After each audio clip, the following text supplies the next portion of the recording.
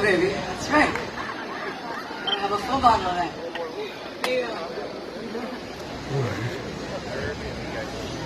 So, during the pandemic, I had some time on my hands, like everybody.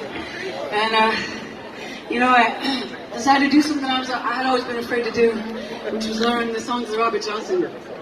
Because, the master, it's a little intimidating, but I got into it, and it's such a joy to get into how he wrote those songs and what those rhythms are really about. And so we started working on this, and then we just recorded at Esplanade a couple tracks. I'm really proud of this band. We got a new album coming out, and this is going to be on it. So this is a Robert Johnson tune. It's called Traveling Riverside Blues. Oh, yeah. Traveling Riverside Blues.